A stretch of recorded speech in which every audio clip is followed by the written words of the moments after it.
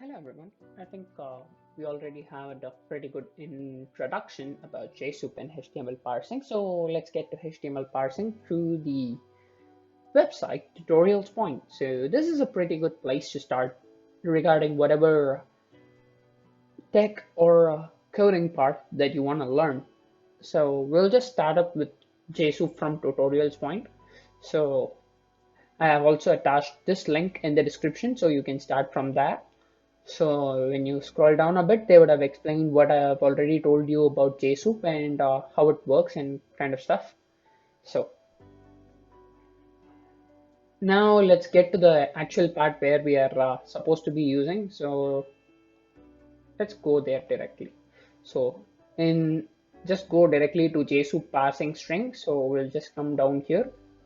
So this is what we are going to be doing in our Android app. So we are just going to be importing the Jsoup library, and then we are going to be importing the sub libraries. We are just going to be hitting like import org.soup.star so that we get all this Jsoup documents, elements, and all those stuff.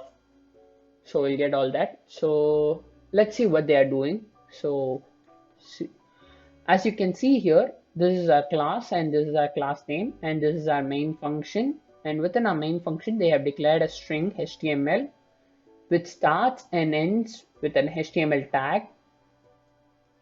So that starts and ends with an HTML tag. So then there is the head tag. So it ends here. So within the head, it has a title, which is sample title, and it has a body paragraph. So paragraph tag ends here. So the content of the body is sample content and the title is sample title. So they are just parsing, they are creating an object of the document class, which is a subclass of Jsoup. So this document object contains the parsed JSON, parse the HTML content, that is this string. It will parse the HTML string and it will store it to this object. So now if you just hit up document.title, from the document object, it applies the attribute .title, which gets the data from the title tag and it returns the content. So document.title returns whatever is present inside of the title tag. So it contains sample title. So that is what our output will be, sample title. So in if you want to get the elements or element, so that's what they have done next. So elements, they have created an object called paragraphs. So they have given like document.get elements by tag p. So in this, if this is a big HTML script, whatever thing that is present in a paragraph tag, that will be selected by paragraphs. So it will be stored in the paragraphs object as a group. So then they have applied a for loop. This is a for each loop. So for element, so this is the return type. So element is the return type. So for element paragraph, that is for auto X in the entire object. So what they have done is they have taken a singular object out of an entire bulk list of objects. So this is basically an object array. From that object array, they have taken individual elemental components, that is element paragraph, and they have just printed out the text. Since our HTML string has only one paragraph tag, it is giving the output such as sample content. So this explains how this works. Now let's get to something more complex. This is a static example. That is, if you get the string HTML content, you can do all this, right? So we would have to know how to get the string HTML content. So then they would have gone to something like parsing body. So in parsing body, they would have represented all the tags and elements that they use in order to get the stuff out of the code, which we stuff out of the input which we are gaining. So in this case, it's just HTML. So div paragraph tag sample content, this is what the actual thing is. Then they, as usual, they are just creating a document object in which they will just parse and store the HTML content. So that is jsoup.parse body fragment HTML. So this is again a parse library. We won't be using this kind of library. These kind of functions like dot parse body fragment will be used in special skeptical cases, and I don't think we'll be going for any special skeptical cases. So it just gets the content over there and stores it in the document object. So, and then from the document object we are declaring it as a body element. So it recognizes that these contents all belongs to the body of the web page, and it'll just be looking into tags and classes and attributes accordingly. So then if you just give something like body.get elements by tag p, so whatever was present in the body tag with an element tag p, it will get the elements and it will store into the paragraphs array list object. That is the, since it's elements, it's an array list object. So now we again have a for each loop. So for element paragraph, that is a single content from the paragraph array list, it will be just assigning it and it will be printing it line by line. We just have only sample content, so it prints sample content. So now let's just get to the main part where we are gonna load some URL. So see, this is a very important part. It also has an exception, because if there is no URL of such, it will show some kind of an error.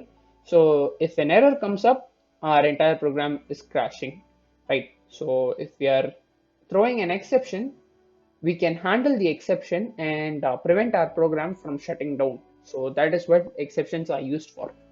So exceptions can be handled and errors cannot be handled. So that is the main thing that you have to know. So as you can see, there we have taken the string of the web page link where you want to go, and we have just given, like, we have created a document object and then we have connected the URL. So you see jsoup.connect url.get. So this .get function will get the content of that web page. That is what it will do is, so let's see, for example, this is our let's say this is our entire this is the URL which we want to scrape. So if we put this URL over here, that is in jsoup.connect.get, this is what we'll be getting. So we'll be getting this entire thing. So it will start from this HTML tag and it will end with here. We'll be getting the entire content of this web page.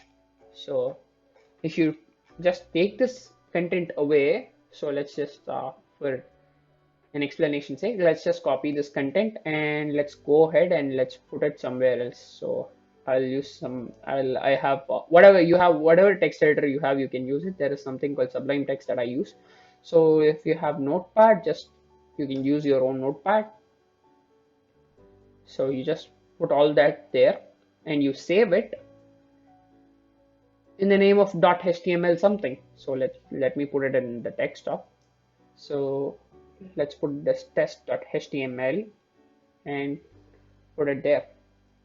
So what happens is we get something called text.html. So let's just open it.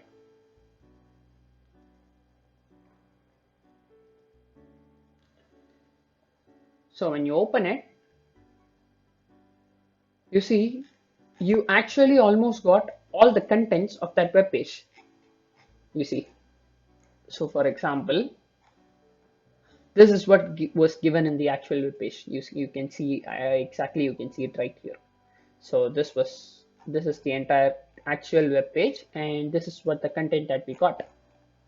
Except the resources, that is things like these the symbols and all those stuff, we got everything. So you can see from what's on top, the home, the jobs, the tools, the coding, the ground muting, the tutorials, and all those stuff, we have it all. And then the image of tutorials point, which we do not have because we are not connected with the actual server of tutorials point, right? So this is what Jsoup is generally used for. What I did, it actually does the thing which I did programmatically. So it basically gets the entire HTML document of that web page and puts it into the document object of the document class. So if you just print document.title in this page, so you will probably get something like Jsoup loading URL from tutorials point. This is what you will get. So this is how it will be working. So we'll do a small demo of this thing too in the next upcoming video. before doing Instagram scrapping. So this is what this thing is. And so loading a file. So let's say this loading a file is for if you have something of an PDF file in a website and you want to do that. So in that cases, you can refer these things. And basically, now you have covered all the basic requirements that I used in Jsoup. So if you need any more of content from Jsoup, you can come and refer the site anytime given. So if you want to extract attributes, so you can see like what are the attributes. You can read the above description and figure out what the actual code is gonna do. So this is a very useful resource and you can use it however you want. And on the next tutorial, we are gonna be seeing about how to scrape Instagram pages. So before we start to scrape the Instagram pages, I'll just give you a quick idea of what we are gonna do in the next video. So let's just go to Instagram, example Elon Musk Instagram.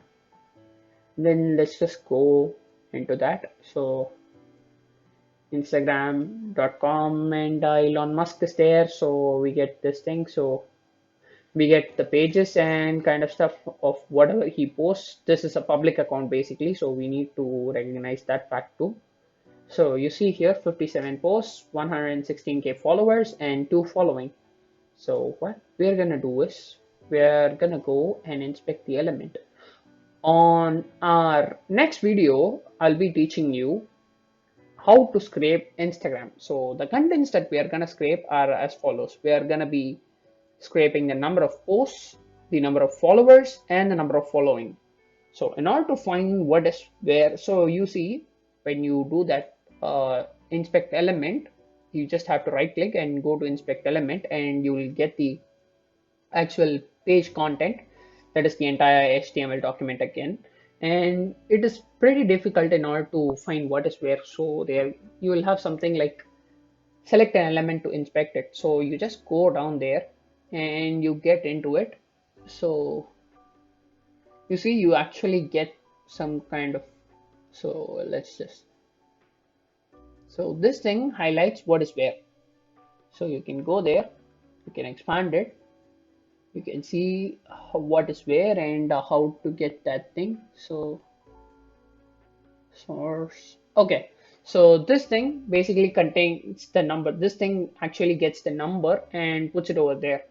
So these kind of things are to be noted and I'll explain it clearly in the video. So on the next video, if you just enter the text such as Elon Musk, you will be getting the data like how many posts that persons have posted and how many followers he has and how many person he is following. So that's what we are going to do in the next video, and stay tuned guys. I hope I'll just see you in the next video. Thank you.